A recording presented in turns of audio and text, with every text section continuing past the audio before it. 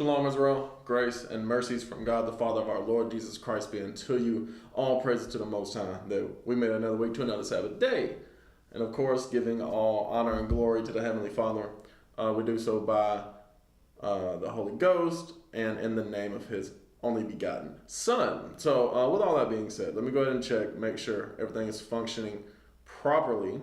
Make sure that we're good on YouTube. We appear to be properly. Okay, all praises to the Most High for that. Make sure that we're good on. All right, now let me check Facebook as well. Make sure that we're live on Facebook. And we appear to be only begotten Son. So with all that being said, let me go ahead and check. All right, all praises to the Most High. My phone's already on silent. I'll go ahead and put it over there to the side. And yeah, I haven't seen too much news this week, I guess. The government shutdown ended. I don't know if that was like the end of last week or early this week, but I had seen that the government shutdown ended.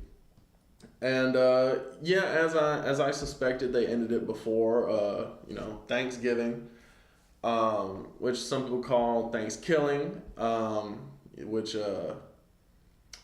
I probably had to refer to it as, Gadites refer to it as the Day of Sorrows. And I'll probably be talking about that next week.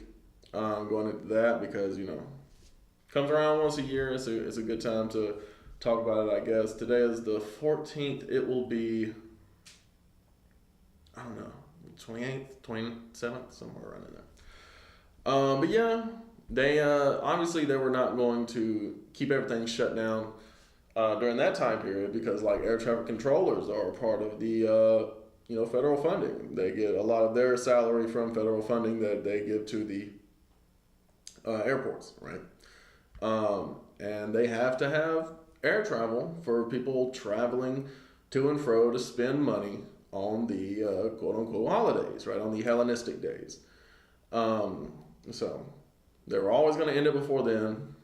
Democrats did not get anything that they wanted out of it. It's all a wash. It's all a show. It's all a game. Just to play with people's like SNAP benefits and things like that.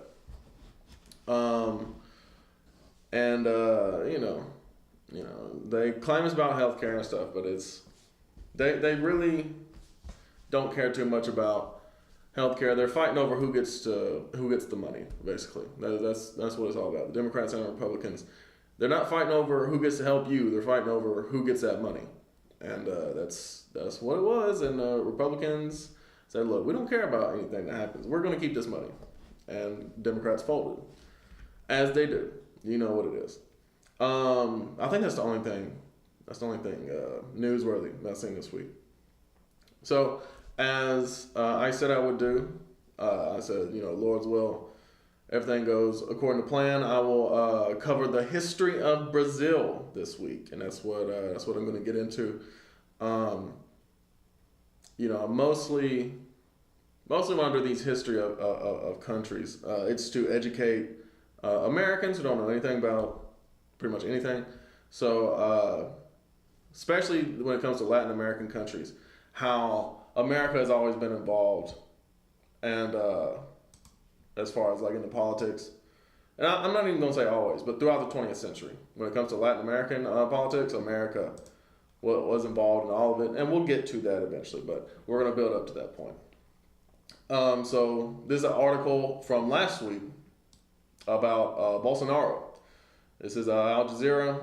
It says Brazil Supreme Court panel rejects Bolsonaro's prison sentence appeal. Brazil's top court rejects Bolsonaro's coup sentence appeal, affirming his 27-year penalty for post-election power grab. Right. So with Bolsonaro, he is the Trump of Brazil, basically. Except he actually is going to jail for his coup d'etat attempt, rather. A 5-member panel of Brazil's Supreme Court has formed a majority to reject former President Jair.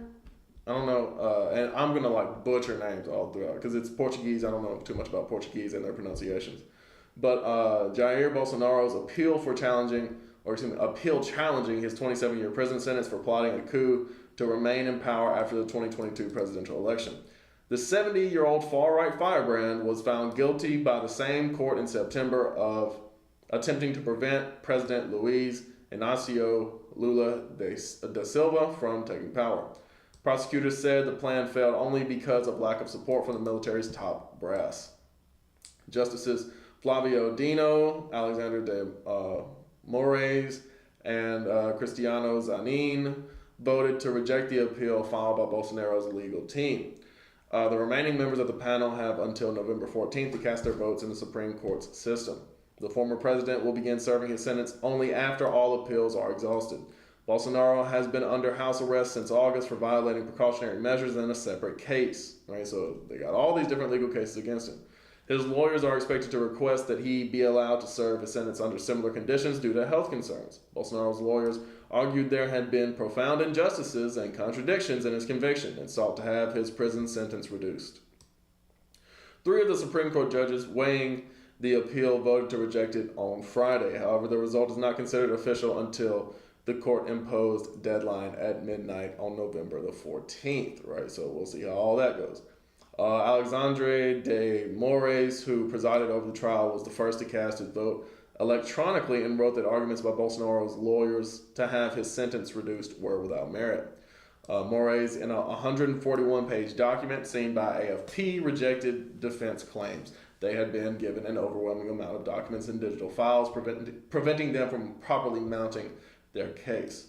He also rejected an argument that Bolsonaro had given up on the coup, saying it failed only because of external factors, not because the former president renounced it. Right? So they try to be like, well, the coup didn't work anyway. And he's like, well, that's not a good defense. Moraes reaffirmed that there had been a deliberate coup attempt orchestrated under Bolsonaro's leadership with ample proof of his involvement. He again underscored Bolsonaro's role in instigating the January 8th assault on Brazil's democratic institutions, when supporters demanded a military takeover to oust Lula.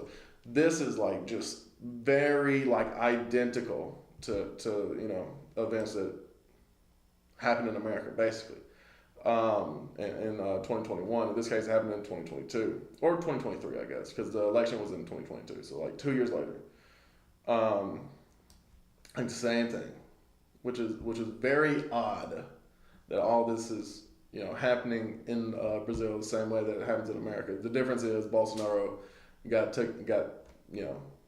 is actually on the verge of going to jail, which I guess you could have said the same thing about Trump like a year or two ago. Moraes ruled that the sentence of 27 years and 3 months was based on Bolsonaro's high culpability as president and the severity and impact of the crimes. Moraes said Bolsonaro's age had already been considered as a mitigating factor. The ruling justified all stages of the sentencing process, Moraes wrote. 2 other judges voted in the same way shortly afterwards because of health problems stemming from a stabbing attack in 2018. Bolsonaro could ask to serve a sentence under house arrest. The trial against Bolsonaro angered his ally, U.S. President Donald Trump, who imposed sanctions on Brazilian officials and punitive trade tariffs. However, in recent months, tensions have thawed between Washington and Brasilia, with a meeting taking place between Trump and Lula and negotiations to reduce the tariffs, and an initiative from Bolsonaro supporters in Congress to push through an amnesty bill that could benefit him fizzled out after massive protests around the country. Brazil's large conservative electorate is currently without a champion heading into the 2026 presidential elections, in which Lula, 80, has said he will seek a 4th term. All right, so from there, let's also talk about what Reuters said about the U.S.'s involvement in a Brazilian police raid. All right. It says the U.S. government approved a sale of sniper rifles to a deadly police unit last year, overriding concerns from the U.S. ambassador and other diplomats that the arms could be used in extrajudicial killings, according to 3 current and former U.S. officials in documents seen by Reuters. The Rio de Janeiro police unit that purchased the guns, known as BOPE, played a central role in a raid last week that left 121 people dead, including 4 police officers. That action drew condemnation from human rights advocates and UN experts, who have alleged that some of the killings may have been unlawful. Only some of them. BOPE purchased 20 sniper rifles produced by Georgia-based Daniel Defense, LLC, in an unannounced deal in May 2023 during the administration of former U.S. President Biden, according to internal Rio police documents seen by Reuters. The weapons were not received until 2024 amid debate within the State Department about the sale's appropriateness, according to internal Rio police and U.S. State Department documents. So this is not a partisan thing that I'm talking about here. This is not like an anti-Trump thing where Trump is doing all this bad stuff to Brazil. It's the U.S. in general has always involved itself with Brazil's politics. And I say always, but over the last century, I'll say. Under U.S. law, gun exports typically need to be approved by the government. While the Commerce Department often issues the final license, the State Department plays a key role in the process. Elizabeth Bagley, let me go ahead and stop this right here, because that's probably drawing some attention there. Elizabeth Bagley, then the U.S. ambassador to Brazil, objected to the deal, as did some diplomats working on human rights and law enforcement issues, according to a January 2024 State Department memo seen by Reuters. That memo describes BOPE as among the most notorious police units in Brazil in regard to killings of civilians. Rio Police, of which BOPE is the most notorious unit, were responsible for 703 killings last year, according to official data consolidated by the Brazilian Public Safety Forum.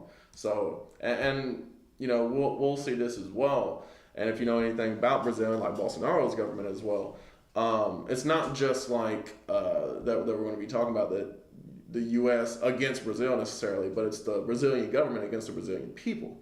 And if you know anything about like what Bolsonaro's regime was doing, the thing that I know the most is that he was wiping out the rainforest and killing the indigenous that were in the rainforest, right? Displacing and killing them.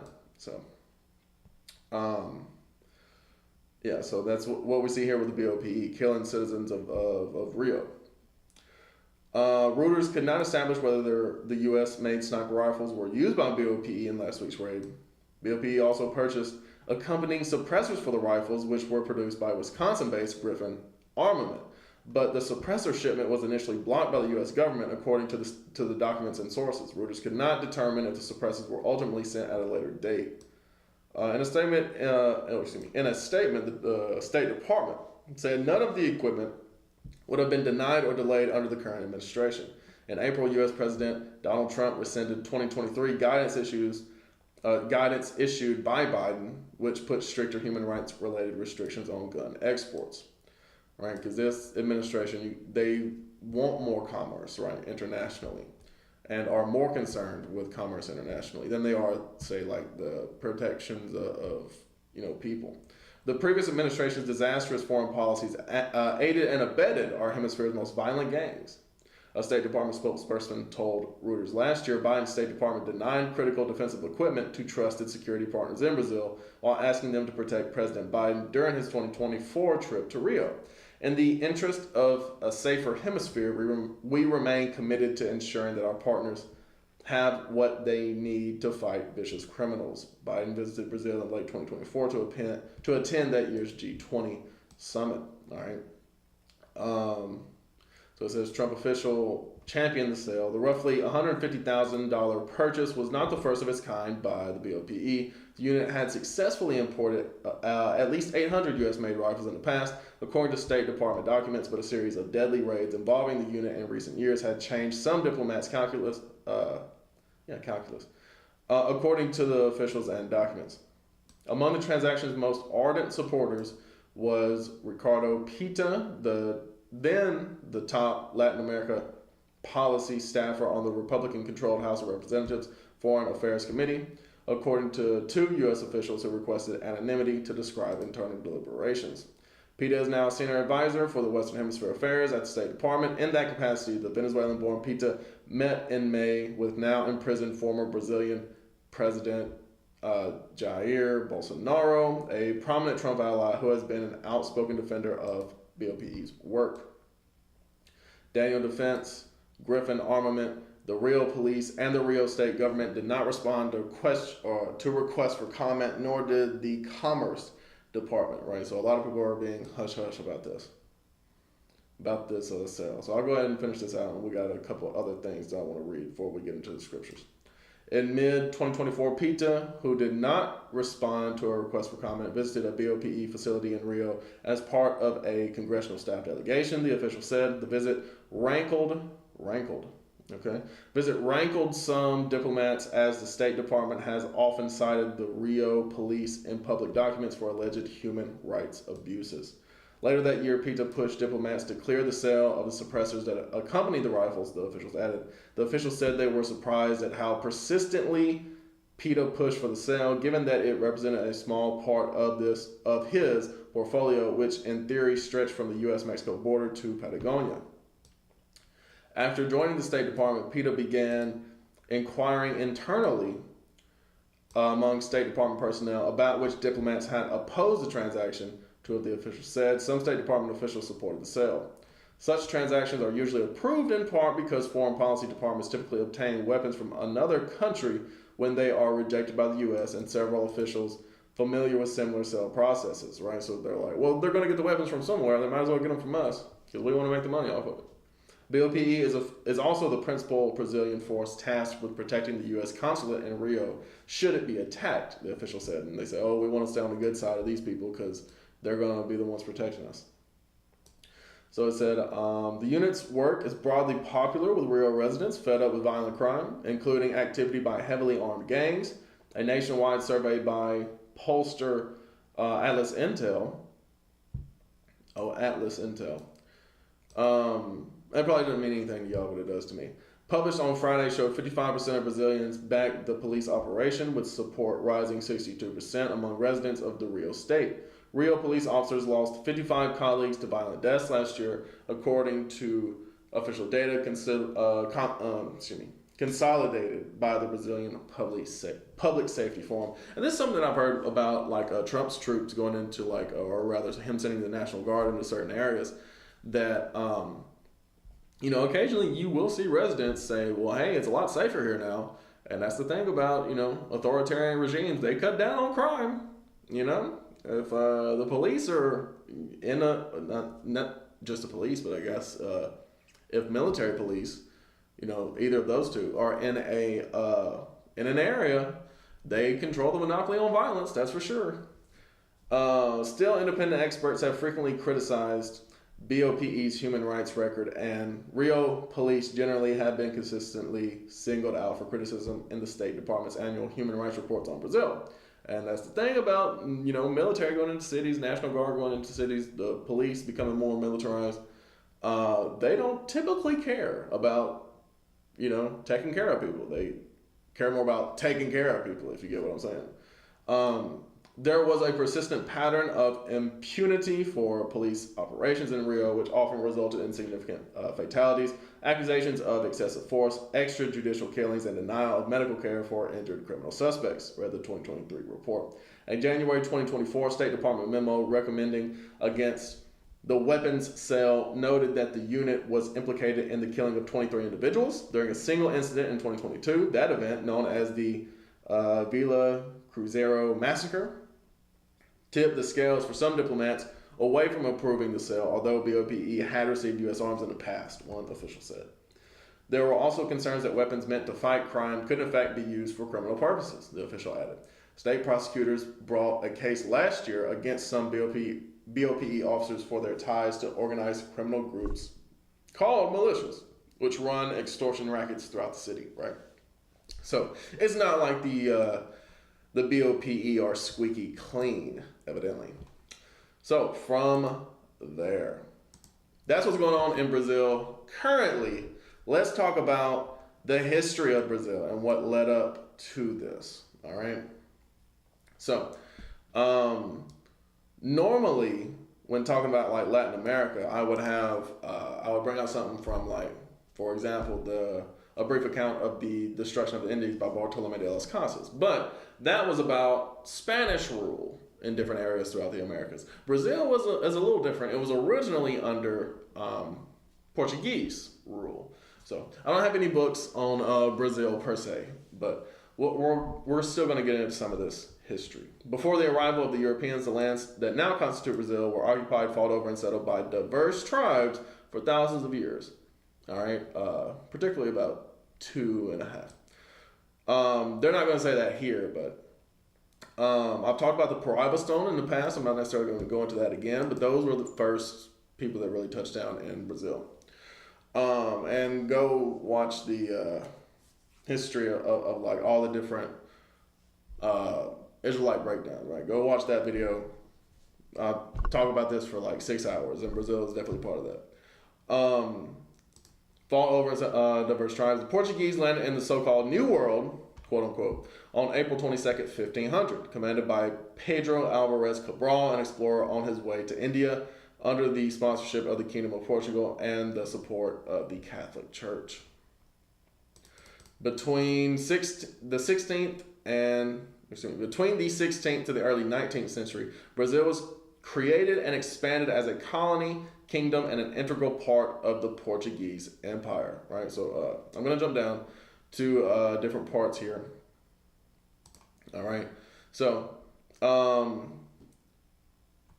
the part here that says about the Andes, right? Because this is pre-Columbian or pre-Cabraling history. Is that Alvarez Cabral, right? Before Cabral got there. So they'll tell you that, oh, they've been here 11,000 years, people's been in Brazil. But when you get to, I just want to get to this right here where it says, the Andes and the mountain ranges of northern South America created a rather sharp cultural boundary between the settled agrarian civilizations, meaning the agricultural civilizations of the West Coast, and the semi-nomadic tribes of the East, right? So that would be your Naphtali and Brazil, right? Naphtali had the West and the South, right? Naphtali was the Incas, right? They were this settled agrarian civilizations of the West Coast. And the semi-nomadic tribes of the East are the tribe of Asher, all right? We'll get into that here shortly. Who never developed written records or permanent monumental architecture that we know of. There's been speculation that there is some in the Amazon that has, been covered over by the vegetation. For this reason, very little is known about the history of Brazil before 1500, right? So they will tell you like, oh, there's been people there for 11,000 years, but then they'll also go ahead and say very little is known about the history of Brazil before 1500, all right? Archaeological remains, mainly pottery, indicate a complex pattern of regional cultural developments, internal migrations, and occasional large state-like federations. Right. So they say we know that there was a lot of tribes there, and sometimes there was an intertribal conflict, and sometimes there were civilizations, but they didn't last long. All right. It says at the time of European discovery, the territory of modern-day Brazil had as many as 2,000 tribes. Right. So there was a lot of different people. All right, we'll go ahead and touch on that in, I believe it's Deuteronomy 33, that talks about Naphtali and Asher, all right, in South America. In Deuteronomy 33, these are the blessings that Moses gives to the tribes of Israel on his way out in his last speech that he gave them. Deuteronomy 33. I believe it's here. It could be Genesis 49, but I think it's Deuteronomy 33. All right. Deuteronomy. Yeah, here we go. Start with Naphtali. And of Naphtali he said, O Naphtali, satisfied with favor and full with blessing of the Lord, possess thou the west and the south, right? The west being the Andes Mountain, which go all the way to the south of South America, right? That's why I said, okay, the West, right? The settled agrarian civilization of the West Coast, which became the Incas and their empire, that's Naphtali, right? Because that's what the scriptures say, the West and the South. But then of Asher, which would be Brazil and Venezuela and every other country in South America from Colombia to Uruguay. And of Asher, he said, let Asher be blessed with children, right? So it just said right here, excuse me, that the territory had as many as 2,000 tribes, right? Very many people, very many people. All right? Let him be acceptable to his brethren, because as it said up here, it didn't necessarily say, it didn't necessarily say that the people were, as we call them today, as far as like uncivilized, is what people will say about the people in like the Amazon. Uncontacted tribes is another way of phrasing it, another way that they phrase it. Um, but it said they never developed written records or permanent monumental architecture, right? So let him be acceptable to his brethren, even though he's not necessarily, for lack of a better word, as civilized as the rest. And let him dip his foot in oil, right? So that goes more into the natural resources found in, particularly like Venezuela has a lot of oil, Brazil has a lot of oil, right? Thy shoes shall be iron and brass, and as thy days, so shall thy strength be, all right? So let's go back. It said the indigenous peoples were traditionally mostly semi-nomadic tribes that subsisted on hunting, fishing, gathering, and migrant agriculture. When the Portuguese arrived in 1500, the natives lived mainly on the coast and along the banks of major rivers. Tribal warfare, anthropology, and the pursuit of Brazil wood for its treasured red dye convinced the Portuguese that they should Christianize the natives. But the Portuguese, like the Spanish and their South American possessions, had brought diseases with them against which many natives were helpless due to lack of immunity. Measles, smallpox, tuberculosis, gonorrhea, and influenza killed tens of thousands of indigenous people. The diseases spread quickly along the indigenous trade routes, and whole tribes were probably annihilated without ever coming in direct contact with Europeans. So that's in the scriptures as well. All right. The whole reason why the Most High allowed the Europeans to come and conquer the indigenous, all right, was because the Israelites had broken their covenant with God and started becoming pagan once again, all right? And I'll touch on how the people got over here as well, but this is in Deuteronomy, the 28th chapter. Y'all forgive me, I'm kind of taking a long way there, flipping these digital pages, so to speak. Deuteronomy 28 and verse 15. Well, I'll start with 1 and then jump down to 15 so we get the full context. In Deuteronomy 28 and verse 1, it says, And it shall come to pass, if thou shalt hearken diligently unto the voice of the Lord thy God, to observe and to do all his commandments, which I command thee this day, that the Lord thy God will set thee on high above all nations of the earth. Right, so that was the covenant that we made with God. If we kept his commandments, he would bless us. Verse 15, it says, But it shall come to pass, if thou wilt not hearken unto the voice of the Lord thy God, to observe to do all his commandments and his statutes, which I command thee this day, that all these curses shall come upon thee and overtake thee, right? But if we disobey him, he would curse us above all nations as well. All right, so jumping down to I'll start with 21, because I'm getting to the point about the diseases. The Lord shall make the pestilence cleave unto thee, until he have consumed thee from off the land whither thou goest to possess it. As I said, wiped out entire tribes. Jump down to verse 61. I'll start with 61. It says, Also every sickness and every plague, which is not written in the book of this law. Right? Like as it said, what were some of the plagues? It said measles, smallpox, tuberculosis, gonorrhea, influenza. None of those are in the Bible. All right? The plagues which are not written in the book of this law, them will the Lord bring upon thee until thou be destroyed. Right? So that's what God's going to bring against you until you're destroyed. And ye shall be left few in number, whereas you were as the stars of heaven for multitude. As I said, entire tribes wiped out. There used to be 2,000 tribes. Now it's less than that. Because thou would not obey the voice of the Lord thy God. And it shall come to pass that as the Lord rejoiced over you to do you good and to multiply you, so the Lord will rejoice over you to destroy you and to bring you to naught, meaning to nothing, and ye shall be plucked from off the land whither thou goest to possess it. Right? So, plucked off the land, we see that the Portuguese are the ones who took over Brazil. All right? They displaced the natives. All right? So that's the Majora culture. Similar to the Native American culture that was in the continental U.S. as far as like mounds, mound building, things like that. So jumping down to early Brazil, In 1493, the papal bull Inter Caetera divided claims to the New World territories between Spain and Portugal, and was revised in 1494 by the Treaty of Tordesillas, which moved the dividing line further west. In late 1499, part of the expedition led by Alonso de Ojeda, in which Amerigo Vespucci took part, sighted Brazil. Shortly after, the expedition led by Spanish navigator and explorer Vicente Yanez Pinzon, a Spanish navigator, who had accompanied Columbus in his first voyage of discovery to the Americas, reached the Cape of Santo Agostino, a promontory? Yeah, a promontory located in the current state of Pernambuco on the 26th of January 1500. This is the oldest confirmed European landing in Brazilian territory.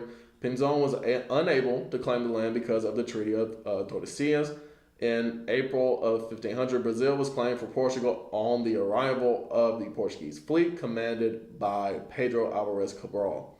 The Portuguese encountered stone-using natives divided into several tribes, many of whom shared the same Tupi-Guarani language family and fought among themselves. Early names for the country included Santa Cruz, Holy Cross, and Terra dos Papagaios, land of the parrots. After European arrival, the land's major export was a type of tree traders and colonists called pau-Brazil, Latin word for wood red like an ember, for Brazil wood, from which came its final name.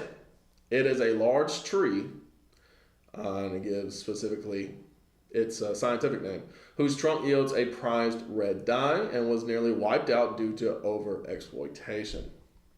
All right. Until 1529, Portugal had little interest in settling Brazil, as it was focused on its already profitable commerce with India, China, and the East Indies. This lack of interest allowed traders, pirates, and privateers of several countries to poach profitable Brazil wood in lands claimed by Portugal, with France setting up the short-lived colony of France Antarctic, right? Southern France, I guess, in 1555. In response, the Portuguese crown devised a system to effectively settle Brazil through the hereditary captaincies system. They divided Brazil into strips of land and donated them to Portuguese noblemen, who were in turn responsible for occupying and administering the lands while answering to the king. The system was later substituted for a dual state government in 1572, where the country was divided into northern government based in Salvador, and the southern government based in Rio de Janeiro. The Portuguese settlers introduced and propagated old world cultures such as rice, coffee, sugar, cows, chicken, pigs, bread, which is wheat, wine, oranges, horses, stonemasonry, metalworking, and guitars, and more. There was also a mixing of peoples through intermarriage. Since colonial times, Portuguese settlers intermarried with indigenous and African populations. The most common marriages occur between white Portuguese settlers, indigenous, and African populations, right? So it's not like, not as like clear-cut racial divisions in Brazil as there is in America, right? It's not the same thing. Similar, but it's not the same thing. In the present, the largest ethnic groups include those of mainly European descent, which is about half the population, 47%. People of mixed ethnic backgrounds or mulattoes, which is 43%. And notice it says those of mainly European descent. So even those who, let's say, are like 80% or like 3/4 of European descent, they still have some, mestizo and mulatto heritage, right? Mulattoes is 43%. People entirely of African ancestry, which is, around 7%. Those with Asian ancestry, which is 1%, and indigenous, which is 0.4%. In 1578, the young King Sebastian, King of Portugal, disappeared in a crusade in Morocco during the Battle of Alcácer Quibir. The king had entered the war without much allied support or the necessary resources to fight properly. Since he had no direct heirs, Philip II of Spain, who was his uncle and whose grandfather was the Portuguese King Manuel I of Portugal, was the only successor and took control of the Portuguese administration in 1580. The 60-year period of his rule is called the Iberian Union, right? So this is where you start to see a Spanish influence over Brazil for a little bit, all right? In reference to the Iberian Peninsula on which Spain and Portugal are located. It ended in 1640 when John IV of Portugal, Duke of Braganza, restored Portuguese independence and formed the third Portuguese royal dynasty, the House of Braganza. With the merging of the crowns in the Iberian Union, Portuguese Brazilian settlers were legally allowed to cross between the Treaty of Tordesillas line, and thus more interior expansions of Brazil began or were at least officialized and mapped during that period. Sebastian never returned, which originated the messianic line of thought, Sebastianism, which asserted that the rightful king would return from the mist and restore the kingdom to its former glory. That's pretty crazy. I hadn't heard of that one. In Brazil, the most important manifestation of Sebastianism was the proclamation of the Republic, when movements defending a return to the monarchy emerged. It's the longest lived millenarian legends in Western Europe and had profound political and cultural resonances for the time of Sebastian's death until at least the 19th century in Brazil. Yeah, that's crazy. I haven't heard of that one. But I believe this European king is the Messiah. Anyway, let's jump down where it says, starting in the 16th century. Is there anything else about? No. Where it says, starting in the 16th century, sugarcane grown on plantations called engenhos along the northeast coast, Brazil's Nordeste, became the base of the Brazilian economy and social structure. Large plantations used slave labor to produce sugar for export to Europe. At first, settlers tried to enslave the natives for these sugar plantations, but soon switched to importing slaves from Africa. Because as we read earlier, a lot of the natives were wiped out with disease, right, and warfare, right? And that's the that's the way that it went in all of the American colonies. That's how it went in America. That's how it went in the islands as well, where they started enslaving the indigenous first, the so-called indigenous first, and then once they saw that wasn't really working out the way that it wanted to, they went and got the West African slaves, right? And all that is by design. All that's by design. That's the Most High behind that. All right. It was all to fulfill this prophecy by Jeremiah. All right, Jeremiah 50. And I either went into this last week or the week before. I can't quite remember, but I know I went into it here recently in the book of Jeremiah 50 and verse 33. I think it was last week. Jeremiah 50 and verse 33. But this, I was talking about America at that time, but this really applies to all of the West. Jeremiah 50 and verse 33. Thus saith the Lord of hosts, the children of Israel and the children of Judah were oppressed together. And all that took them captives held them fast, they refused to let them go. Right? So in the case of like Brazil, that's pretty much all Asherites over there, but the children of Judah can also refer to like the kingdom of Judah, or like the Jews who went back to the land. That would be all of the so-called African slaves who were brought over here to the West. The way that they got in Africa was in the first place, was that they were a part of the Jews who returned from Babylon. Right, they went back to the land instead of. Let me just go ahead and bring this out because I was going to bring this out regardless. The indigenous who came over here before, or I should say around the time of the exiles returned to Jerusalem, but before the time of Christ. In 2nd Esdras 13, this is how the indigenous got over here. All right. 2nd Esdras 13, starting with 40. Those are the 10 tribes which were carried away prisoners out of their own land in the time of Hosea the king, whom Salmanassar the king of Assyria led away captive, and he carried them over the waters, and so came they into another land. Right. So Salmanassar the fifth besieged Samaria in around 722 BC, and those 10 tribes were taken captive to the land of Assyria, or land that was controlled by Assyria. Right. They were placed by the river Gozan in the cities of the Medes. But the 10 tribes being Ephraim, Manasseh, Gad, Reuben, Simeon, Issachar, Zebulun, Asher, Naphtali, and Dan. Those would be the 10 tribes. All right. those, and that's what we're talking about here, that were carried away captive by the Assyrians. But they took this counsel among themselves that they would leave the multitude of the heathen and go forth into a further country where never mankind dwelt, that they might there keep their statutes, which they never kept in their own land. Right. So they took this counsel among themselves around the time that Cyrus, king of the Persians, freed all the Israelites. All right. Because he freed the people so that they could go back to Jerusalem to rebuild the temple, right? The Lord had put it in his mind and his heart to do that, all right?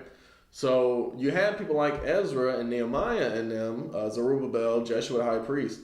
They went back to the land, all right?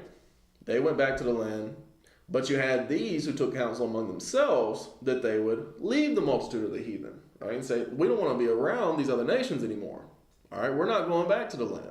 We're going to go into a further country where never mankind dwelt. All the east was inhabited at that time. So where did they go? They came to the west. That they might dare keep their statutes, which they never kept in their own land. And that was the original goal, was to keep the commandments. But eventually the people fell off. And they entered into Euphrates by the narrow places of the river. For the Most High then showed signs for them and held still the flood till they were passed over. Right? So it's giving you how they got over here, right? So they entered into the Euphrates, which leads out into the Indian Ocean, I believe it is, and they came around the southern point of Africa, all right? For through that country, there's a great way to go, namely of a year and a half, right? So it took a year and a half to get over here. And the same region is called Arsareth, right? So if you look up Arsareth, I do have a photo of this or a picture of this. This is from the Jewish Encyclopedia. If I can find Arsareth right here real quick. Where is it at? Arsareth. Here we go. Right, so this is from the Jewish Encyclopedia. It says the unedited full text of the 1906 Jewish Encyclopedia. Arsareth, the name of the land beyond the great river, far away from the habitation of man, in which the 10 tribes of Israel will dwell, observing the laws of Moses until the time of restoration, according to 4th Ezra 13-45. That's what we just read. Columbus identified America with this land. All right, so the explorers, some of them, especially Columbus, and they cite Kaiserling's Christopher Columbus. But some of the navigators over here, like Columbus, they knew that this land is Arsareth, all right? This is where the 10 tribes came to, all right? So, then dwelt they there until the latter time, and now they shall begin to come, all right? So, you had the group of the indigenous came over here, but you also had that group of Jews who went back to the land of Judea, right? Went back to the land of Israel, right? And some of them were Northern Kingdom. All right. In where is this at? I guess it's in Luke 2 maybe. In Luke 2, it talks about the sister of the tribe of Asher. Specifically, I want to point her out because this is this is where you get your quote unquote black Brazilians from. All right. Where is the sister? Prophetess. Here we go. And there was one Anna, a prophetess, the daughter of Phanuel of the tribe of Asher. She was of great age, had lived with a husband 7 years from her virginity. And she was a widow of about 4 years, it was 84 years, which departed not from the temple, but served God with fastings and prayers night and day. And she coming in that instant gave thanks likewise unto the Lord and spake of him to all them that looked for redemption in Jerusalem. Right, so Anna was an example of one of those Asherites who went back to the land and was serving God. All right, not all the northern kingdom came over here, just most. All right, there was a remnant that went back to the land. Some of those were well known and of well reputation among the Jews and became, one of the Jews and dwelt in Jerusalem. Most of which were Samaritans, right, who did not deal with the southern kingdom and did not serve God in that way either. They just went back to how they were living before.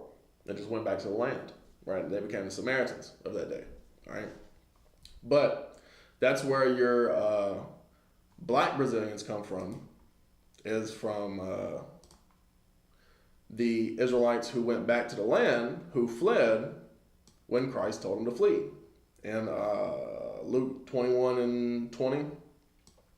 And when ye shall see Jerusalem compassed with armies, then know that the desolation thereof is nigh. Then let them which are in Judea flee to the mountains.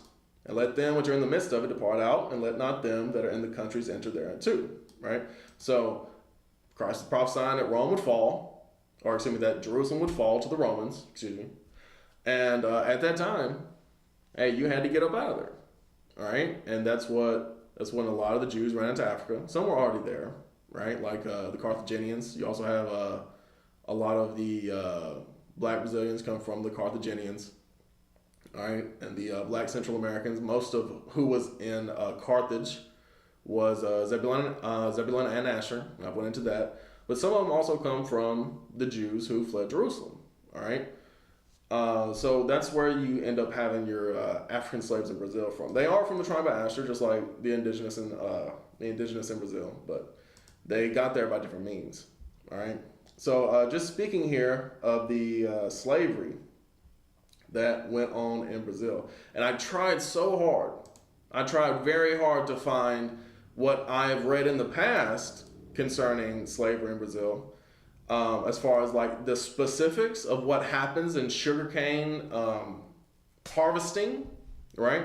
And they'll tell you some of the things about it, but they won't get into the details of it, which is odd because I've seen different articles and things do that. Now Google has made them hard to find for whatever reason.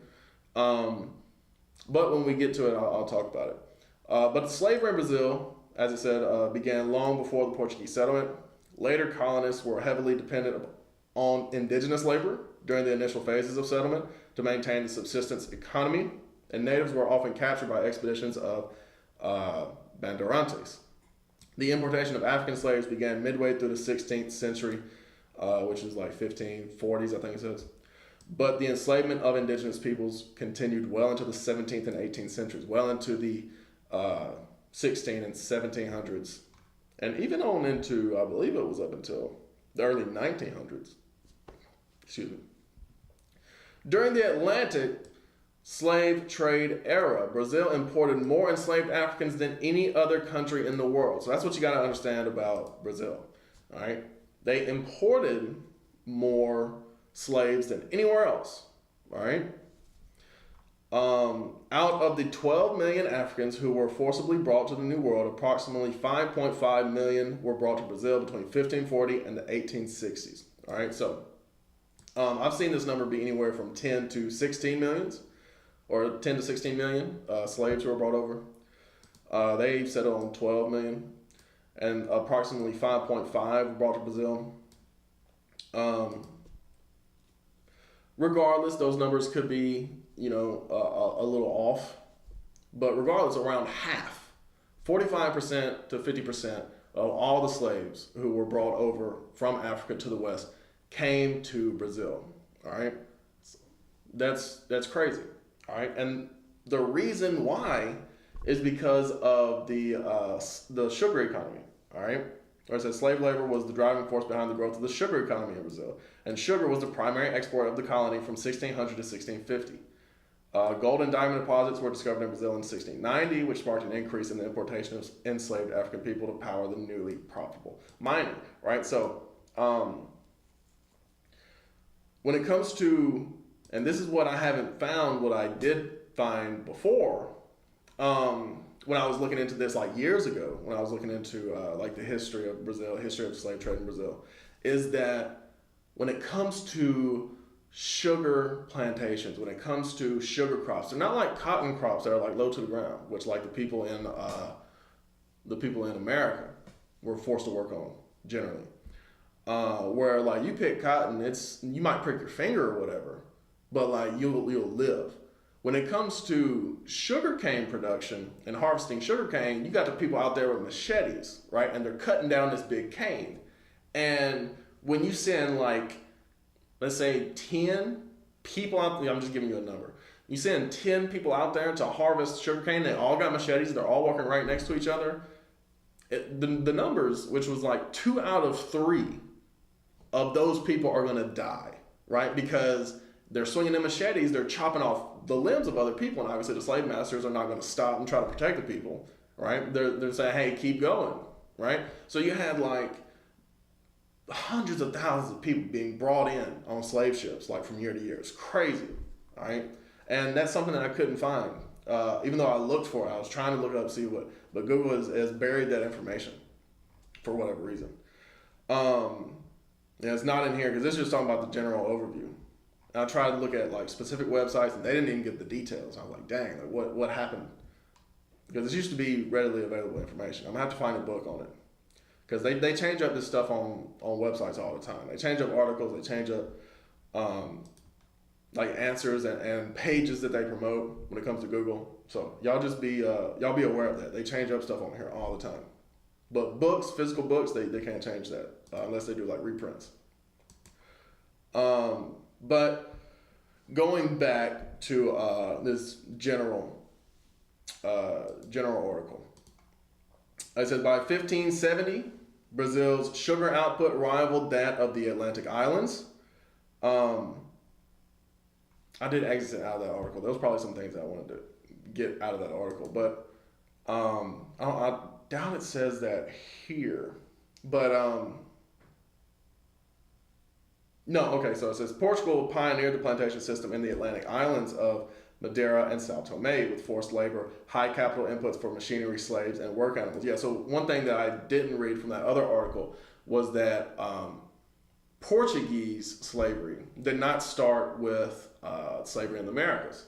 All right, it started with the Inquisitions, right? The Reconquista, right? The reconquering of Portugal from like the Moors, from the Jews who ruled Portugal, right? And with the Inquisitions that started there, and they would during the Inquisitions they took control of like different islands, the Canary Islands, and it says Madeira and Sao Tome, and they started enslaving people in those areas. With forced labor, high capital inputs for machinery, slaves, and work animals. By 1570, Brazil's sugar output rivaled that of the Atlantic Islands. And another thing from that article that I didn't read, I don't think it's here, I think it's in the other article, was that the blueprint for slavery in the Americas, as far as sugarcane production, that eventually made it to like Jamaica and these other Caribbean islands, was started and initiated in Brazil, right? It was founded in Brazil, right? The same model, the same plantation model that I just described a while ago, like with machetes and, the high death rates, high mortality rates from that model started in Brazil, and then it went to like Jamaica and other Caribbean islands where they grew sugarcane. In the mid 17th century, the Dutch seized productive areas of northeast Brazil and took over the plantations. When the Dutch were expelled from Brazil following a strong push by Portuguese Brazilians and their indigenous and Afro-Brazilian allies, the Dutch, as well as the English and French, set up sugar production on the plantation model of the Brazilian and the Caribbean. There we go. There it is. I thought that was the other article, but it said it right here. Increased production and competition meant that the price of sugar dropped and Brazil's market share along with it. Brazil's recovery from the Dutch incursion was slow since warfare had damaged much of the land and infrastructure used for the plantations. In Bahia, tobacco was cultivated for the African export market, with tobacco dipped in molasses derived from sugar production being traded for African slaves. Brazil's settlement and economic development was focused on its lengthy coastline. The Dutch incursion had underlined the vulnerability of Brazil to foreigners, and Portugal responded by building coastal forts and creating a marine patrol to protect the colony. All right, so let's jump on down because we're already getting low on time here. Let's see. Let's get to, I don't necessarily even want to get to slave rebellions necessarily, but it says slave rebellions were frequent until the practice of slavery was abolished in 1888, right? So it wasn't even, like 1865 was late for over here, or 1863 rather, here in America was late as far as like behind the curve. Is like in England it was abolished, I forget when it was like 1820s, 1830s. So America was behind the curve. Brazil was even more behind the curve because it wasn't 1888 until it was abolished. So you had gold and diamonds being found in Brazil. All right. Um, so you got the Kingdom and Empire of Brazil. Um, it says Brazil was one of only three modern states in the Americas to have a monarchy. The other were Mexico and Haiti for almost 90 years. As the Haitian Revolt for independence against the French crown was taking place in the late 1700s, Brazil, then a colony of Portugal, was also on the verge of starting its own revolution for independence. In the early 1790s, plots to overthrow the Portuguese colonial government flooded the streets of Brazil. Poor whites and a few upper-class whites, freed persons, slaves, and mixed-race natives wanted to revolt against the Portuguese crown to abolish slavery, take power from the Catholic Church, and end all forms of racial oppression, and establish a new governmental system that provided equal opportunity to all citizens. Right, so they were starting to think revolutionarily in the 1790s. All right, though original plots had been foiled by royal authorities, Brazilians remained persistent in forming plots for revolutions after an outbreak of successful independence movements. The plan was similar to that of the French revolutions, which by this period had established a revolutionary blueprint for much of the colonial world. However, the harsh punishment inflicted upon poor whites, working people of color, and slaves had silenced many voices of the revolution. As for the white elites, while some remained influenced by the revolutionary ideals spreading through France, others saw the incredible and intimidating strength of the lower classes through the Haitian Revolution and feared that an uprising from their own lower class may lead to something equally as catastrophic to their society. It would not be until September 7th, 1822, that the Portuguese prince Dom Pedro would declare Brazil as its own independent empire. All right, so 1822 is when they established, what's it called here? The first, no, this isn't the first republic, it's the Kingdom of Brazil. Or the United Kingdom of Portugal, Brazil, and Algarves. Well, no, because that's from 1816 to 1821. 1822 is the Kingdom of Brazil, I guess. From there. Coffee crop, as it says, introduced 1720, 1850. And by 1850, Brazil was producing half of the world's coffee, right? So you got all these different crops. You had sugar being a big thing in Brazil. You had the gold and the diamonds, obviously, that's in mines. But then you had coffee become its own major industry. All right. Rubber coming from the Amazon in the 1880s to the 1910s. And obviously you had sugar. I've talked about sugar.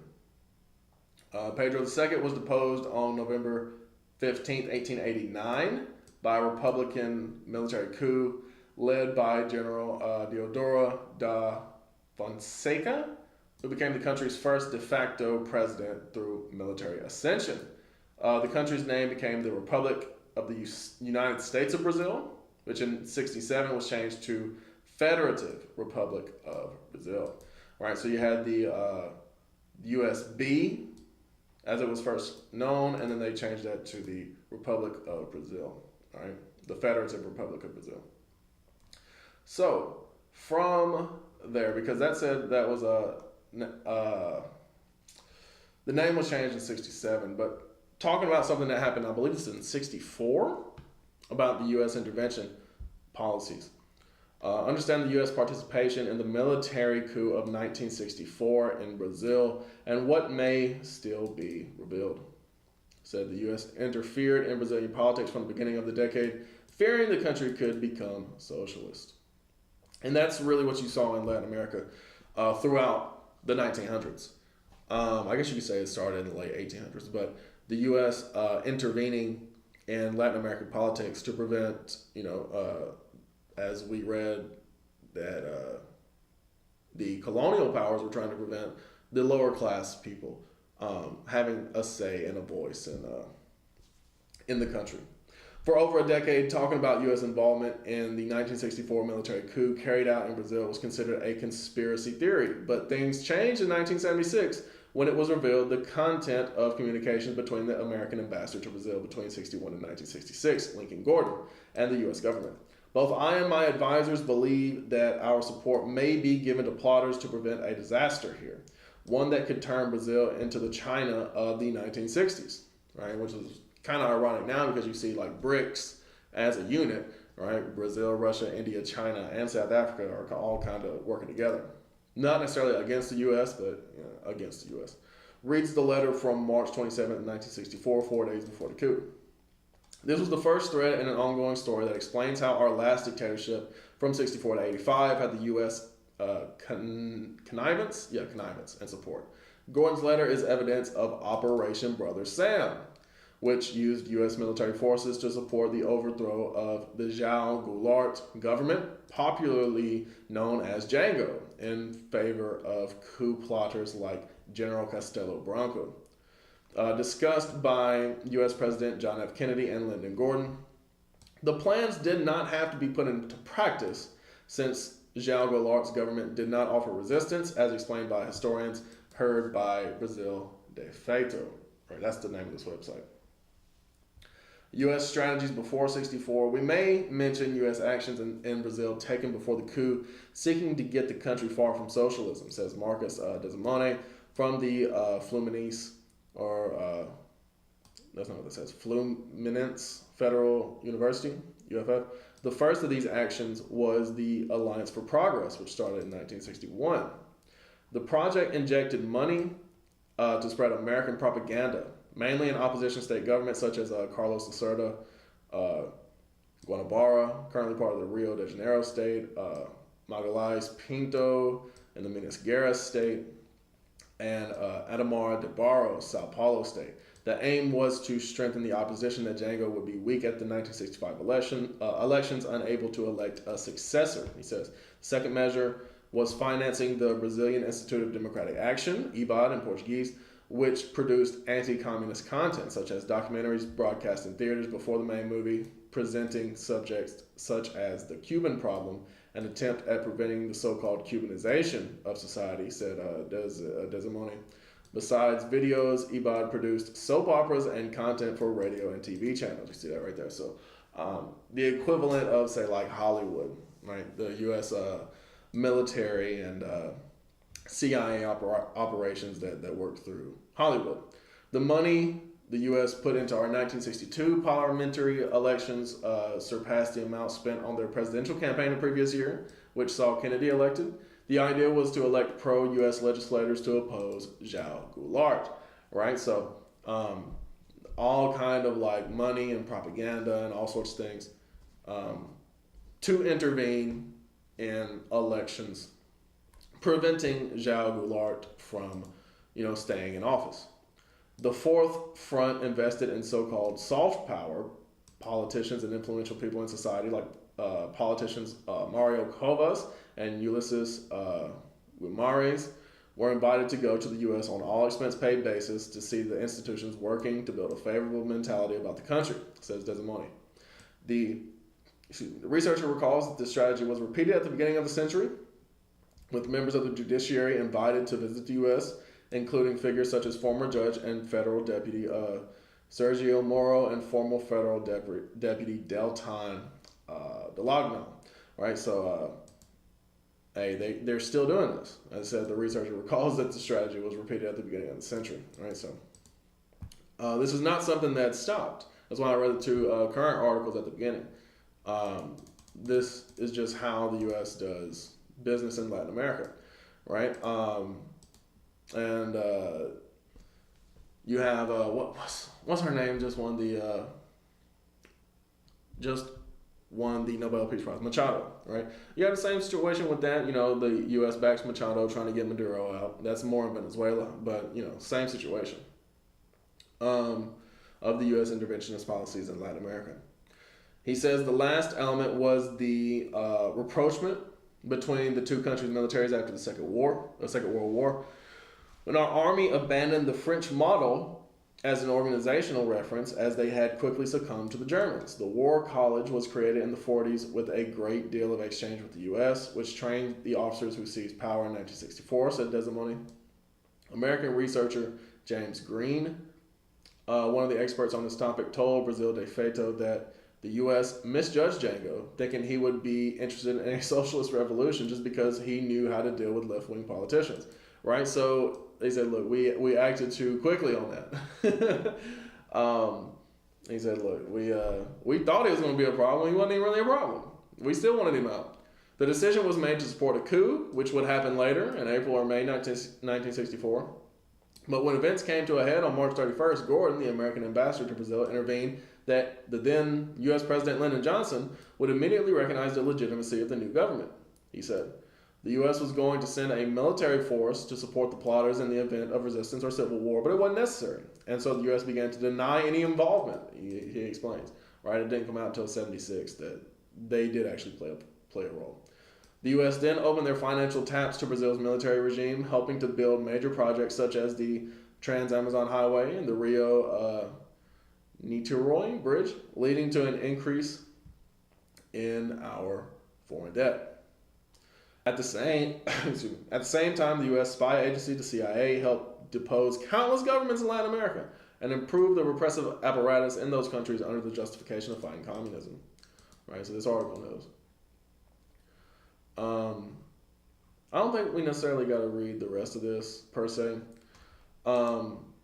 Just going down to the military dictatorship here.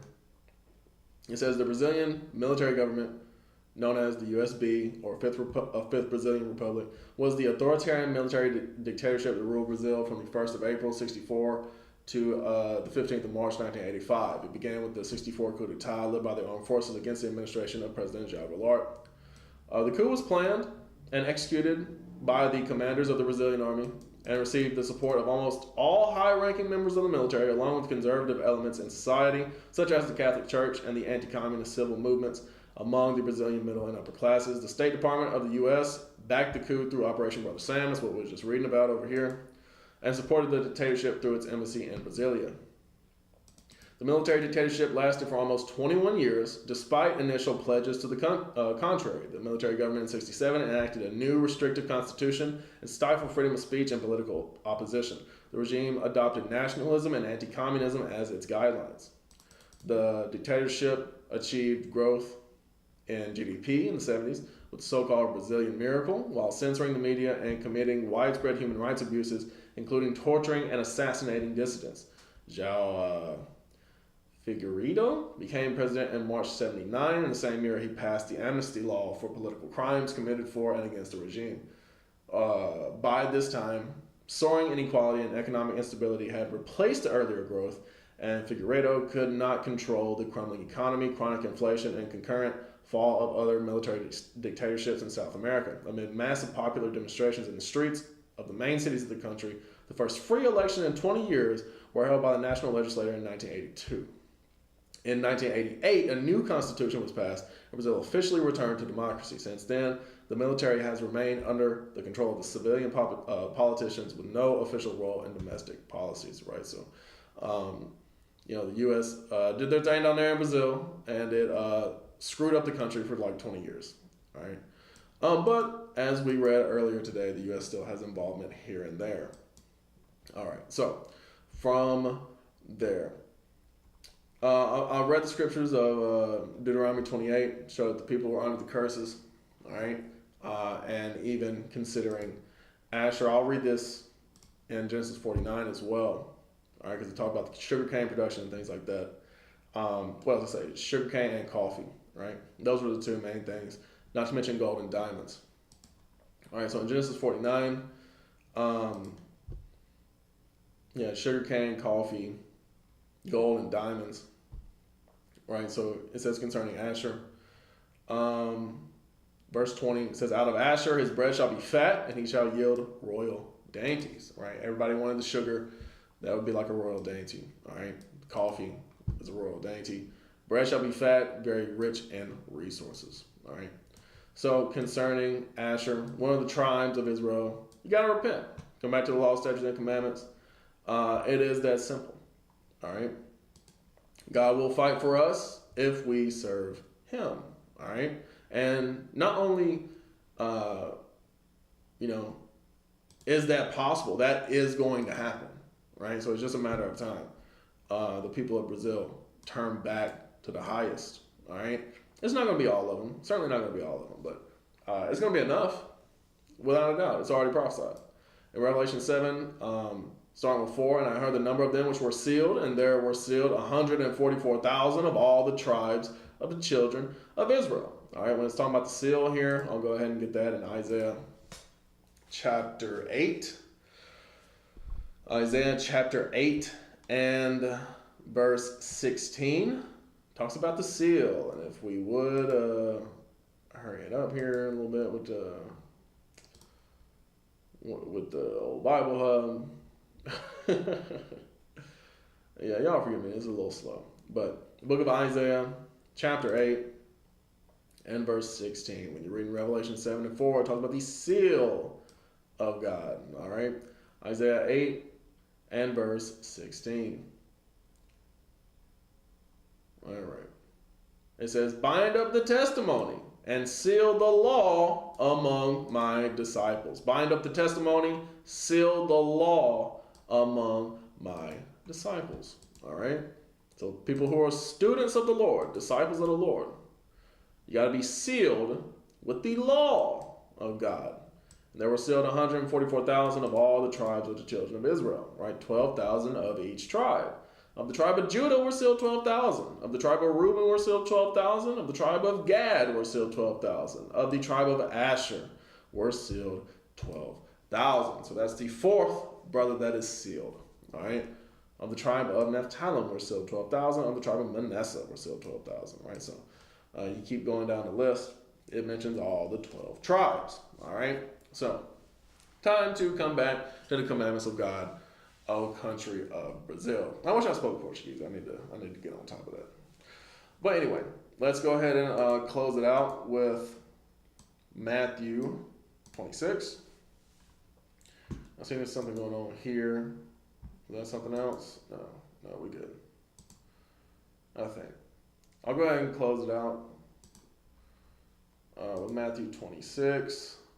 Matthew 26, and verse 6. Now when Jesus was in Bethany, in the house of Simon the leper, there came unto him a woman having an alabaster box of very precious ointment, and poured it on his head as he sat at meat. But when his disciples saw it, they had indignation, saying, to what purpose is this waste? For this ointment might have been sold for much and given to the poor. When Jesus understood it, he said unto them, why trouble ye the woman? For she hath wrought a good work upon me. For you have the poor always with you, but me ye have not always. For in that she hath poured this ointment on my body, she did it for my burial. Verily I say unto you, wheresoever this gospel shall be preached in the whole world, there shall also this that this woman have done be told for a memorial of her. So all praises to the Most High for that sister doing a wonderful thing for our Lord. All right, he commanded us to keep the memorial. So whenever we teach, we got to bring this out about the sister. All right. So with that, hope y'all learned something. I'm going to say shalom and let God be magnified.